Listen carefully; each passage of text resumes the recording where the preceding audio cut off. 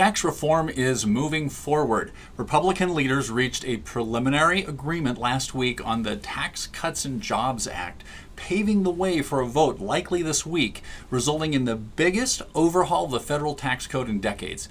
Republicans feel additional urgency after Democrat Doug Jones' victory Tuesday in Alabama's special election for the U.S. Senate seat. Currently, the House and the Senate have two separate versions of the plan. The bill has been in conference committee since last week to help the House and Senate versions of the plan come to some sort of a compromise. The Republican members of the committee have struck a preliminary deal. While the bill's passage is not guaranteed, the GOP has enough of a cushion to get it through both chambers, and Jones' win is likely to light a fire under the party to get it done before he's sworn in, most likely next month. Here's a rundown of some of the big changes that are reportedly in the agreement. A slightly less generous corporate tax cut. The bill cuts the corporate rate from 35% to 21% starting in 2018. A top lower individual tax rate. The top individual bracket would drop to 37% from the current 39.6%. While the estate tax stays, it raises the threshold to qualify from $5.6 million currently to $11 million before you would owe estate taxes. A 20% deduction for pass-through businesses.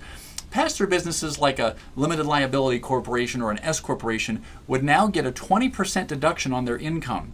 It expands the child tax credit from $1,000 to $2,000 per child.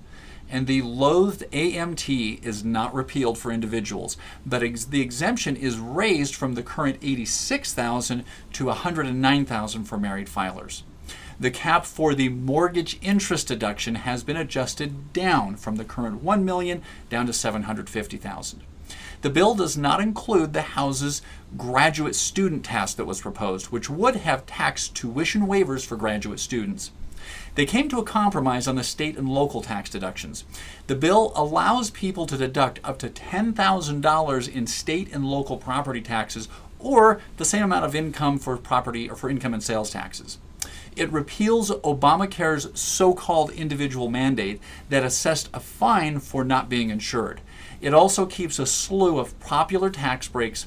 According to the Wall Street Journal, the bill will preserve deductions for medical expenses and student loan interest, as well as tax-free private activity bonds used by local governments to build things like hospitals.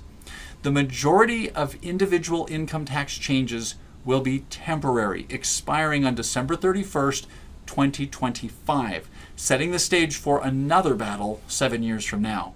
Overall, the bill should save most Americans who pay taxes, but don't expect a windfall.